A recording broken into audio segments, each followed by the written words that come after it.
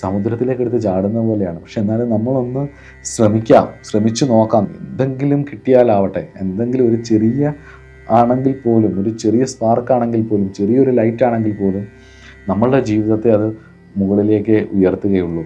അതുകൊണ്ട് തന്നെയാണ് ഈ ശാസ്ത്രം ഗുരുമുഖത്ത് നിന്ന് തന്നെ പഠിക്കണമെന്ന് പറയുന്നത്. കാരണം വ്യത്യസ്തമായിട്ടുള്ള ആചാരഭേദങ്ങൾ, വരുന്ന ശിഷ്യന്മാരുടെ ഭാവഭേദങ്ങൾ, അനുഷ്ഠാന രീതികൾ, ഓരോ ദേവതകൾക്കും വ്യത്യസ്തമായിട്ടുള്ള അനേകായിരം ഗ്രന്ഥങ്ങൾ, ഇതെല്ലാം വരുമ്പോഴത്തേക്ക് ഗുരുമുഖത്ത് നിന്ന് തന്നെ സമ്പ്രദായം അനുസരിച്ച് പഠിച്ചില്ലെങ്കിൽ ഇതിൽ പറയുന്ന മന്ത്രങ്ങൾ, ഇപ്പോൾ ആൾക്കാർ പറയും നിങ്ങൾക്ക് ഗുരു ഒന്നും വേണ്ട, നിങ്ങൾ ഇൻ്റർനെറ്റിൽ മന്ത്രമില്ലേ, അതെടുത്ത് വെച്ച് പഠിച്ചാൽ പോരെയെന്ന്.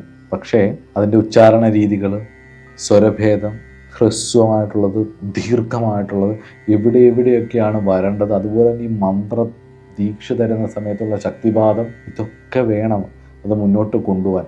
ഇതൊന്നും ചേരാതെ പഠിച്ചാൽ ഹ്രസ്വമാവേണ്ടടുത്ത് ദീർഘമാവേണ്ടടുത്ത് ഹ്രസ്വമായാൽ, മൗനമായിട്ടിരിക്കേണ്ടിടത്ത് ഉച്ചരിക്കേണ്ട സ്ഥലത്ത് സ്വാഭാവികമായിട്ടും ഫലം ദുരിതമായിരിക്കും എന്നുള്ള ഉറപ്പല്ലേ. പ്രത്യേകിച്ച് ഈ തന്ത്രശാസ്ത്രത്തിലെ പല ബീജാക്ഷരങ്ങൾക്കും പ്രത്യേകിച്ച് അർത്ഥമൊന്നുമില്ല. ക്രീമും ക്ലീമും എന്നൊക്കെ പറഞ്ഞിട്ടായിരിക്കും പലതും കിടക്കുന്നത്.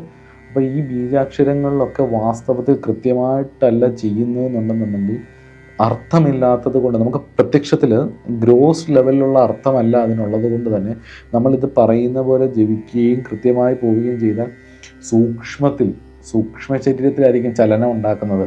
എനർജി വേൾഡിൽ, അതായത് സൂക്ഷ്മ ലോകങ്ങളിലായിരിക്കും അതിൻ്റെ ചലനം. ഷഡാധാരങ്ങളിലും നാഡികളിലും ഒക്കെ ആയിരിക്കും അതിൻ്റെ എനർജിയുടെ വേരിയേഷൻ. അതുകൊണ്ട് തന്നെ ബീജമന്ത്രങ്ങളൊക്കെ തെറ്റി ജപിച്ചു കഴിഞ്ഞാൽ ആദ്യം പ്രശ്നം ഉണ്ടാകുന്നത് സൂക്ഷ്മ ശരീരത്തിലും ആയിരിക്കും എന്നുള്ളതും ഗുരുമുഖത്ത് നിന്ന് തന്നെ പഠിച്ചിട്ടുള്ള കാര്യമാണ്. ഗുരുമുഖത്ത് നിന്ന് തന്നെ പഠിക്കേണ്ടതുമാണ് നിങ്ങൾ ഓരോരുത്തരും. അതുകൊണ്ട് തന്നെ പുസ്തകത്തിൽ കിടക്കുന്നൊന്നും എടുത്തു വെച്ച് ജപിക്കരുതെന്ന്. നാമങ്ങൾ എത്ര വേണേലും ജപിക്കാം കേട്ടോ. നാമങ്ങൾ എത്ര വേണേലും ജപിക്കാം. ഏത് നാമം വേണേലും നിങ്ങൾ എടുത്തു വെച്ച് ജപിച്ചോളൂ. അത് ഭക്തിയുടെ തലമാണ്, കുറച്ചുകൂടെ ഗ്രോസ് ലെവലിലുള്ള കാര്യമാണ്. അതുകൊണ്ട് തന്നെ ആഗമശാസ്ത്രങ്ങളുടെ പരമാർത്ഥികത്വം ഗുരുമുഖത്ത് നിന്ന് തന്നെ പഠിക്കുന്നതായിരിക്കും നല്ലത്.